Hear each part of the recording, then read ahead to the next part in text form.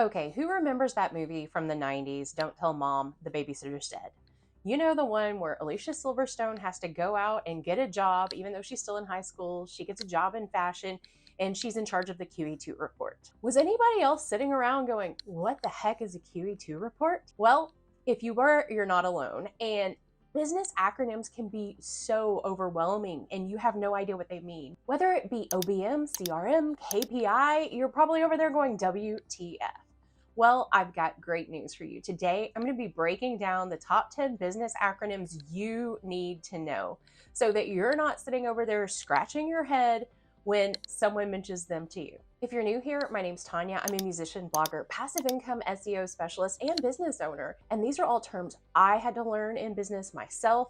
And I want to help you not have to go to Google quite as much as I did. So let's get into it.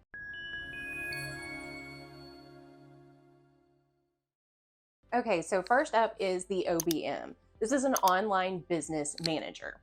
And an OBM is in charge of project management, organizing teams, and processes within a small business. Now, this is crucial for entrepreneurs and small business owners who are looking to scale but don't have the time or the bandwidth to manage all the day-to-day processes in a business.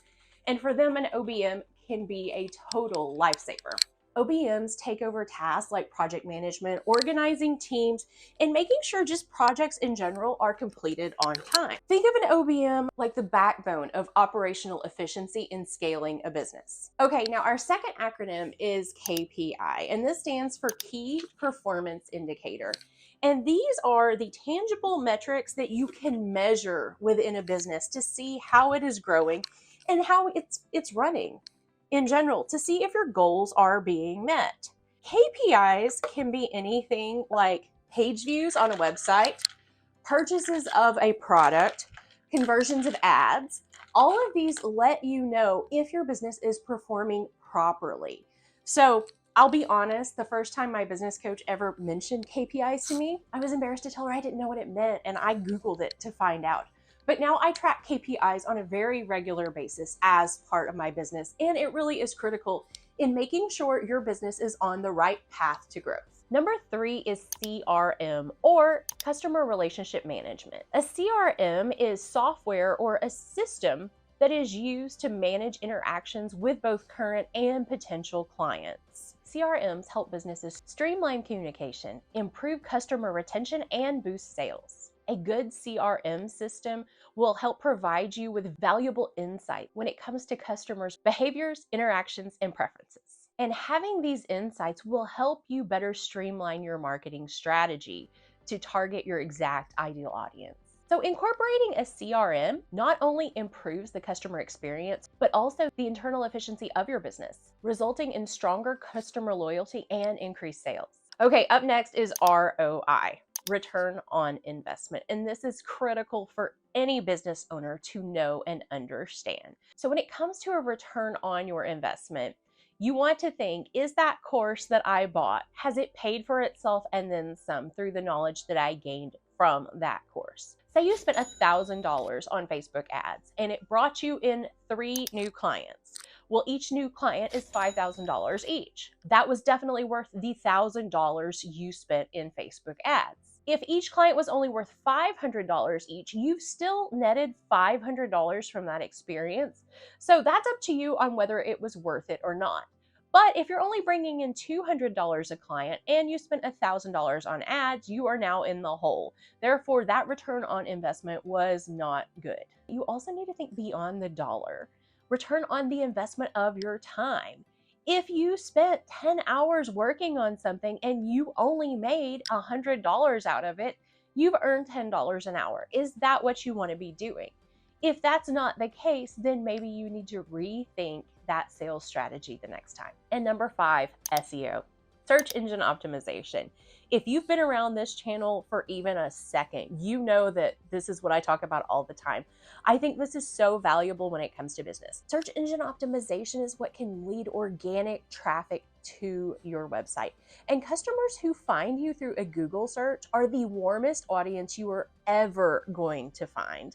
I have tons of videos on search engine optimization, And I'll link a couple of those down below. But this, in my opinion, is one of the critical factors of business because it is what's going to help you start making passive sales and stop trading your time for dollars. Up next is B2B and B2C. B2B stands for business to business and B2C stands for business to consumer. And these are two entirely different business models. Business to business focuses on selling products or services to other businesses for their use. So think about software or consulting services. Focusing on client relations and retention is critical to the success of a business to business model. When it comes to marketing for business to business, buyers in this market tend to make their purchasing decisions based off rational analytics. So your marketing strategies should focus on reliability, expertise, and value. Understanding the dynamics of B2B interaction helps companies tailor their services and products better to the businesses that are purchasing them, which can lead to more sustainable revenue growth. B2C businesses directly engage with the consumer, making customer experience and emotional connections key to their success. Unlike B2B businesses, B2C sales are often quicker and driven by the immediate needs and desires of the consumer. This means branding, customer service, and convenience are critical. When it comes to your B2C marketing strategy, e-commerce, retail, and service industries rely very heavily on consumer satisfaction and brand loyalty, making it critical for businesses to create seamless customer journeys that encourage repeat purchases. Understanding business to consumer dynamics helps these businesses adapt to the quickly changing consumer trends and desires. Now, I believe we're on number 8 now, but CTA, call to action.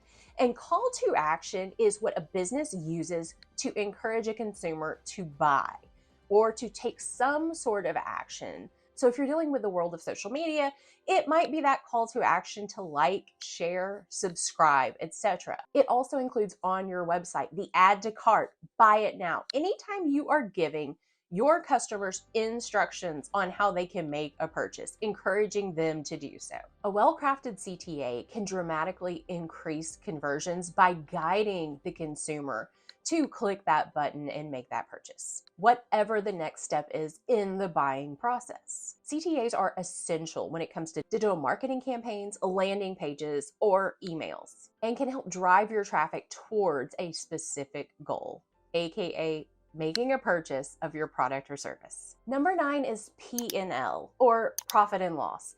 So this is the statement that takes a look at your business as a whole and sees how much profit you've brought in versus your losses. That's all it is. And it tells you how much money you made as a company overall.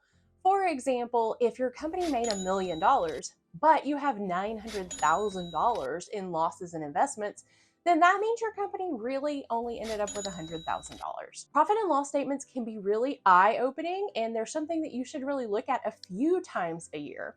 But at the end of the year, when you go to do your taxes, the profit and loss statement is very critical because it's going to give you a complete look at your business. And finally, the MVP. Not the most valuable player, but instead the minimum viable product. The MVP allows businesses to launch quickly the most basic version of a product that will satisfy early adopters. They then can get feedback from these early adopters to better improve the future generations of said product. So think when the first iPhone came out, it had nothing compared to the iPhones of today, but those early adopters used it. Apple got valuable feedback from those users and were able to create an even better second generation iPhone, and then a fourth, and the product continued to improve based on the customer's wants and desires. An MVP is a great way to start out so that you have the basic product and then you can build on that product and make it better. Having that MVP will also encourage these early adopters to go ahead and upgrade to the next one and the next one, retaining customers over and over as your product continues to improve.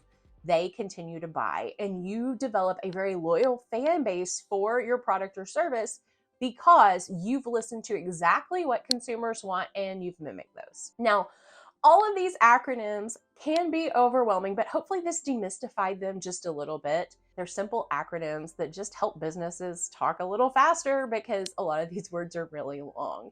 And saying something like OBM, SEO, KPI just saves a little time And now you know they're not that hard to understand. And if there's one I left off, let me know in the comments below which one boggled your mind the first time you heard it.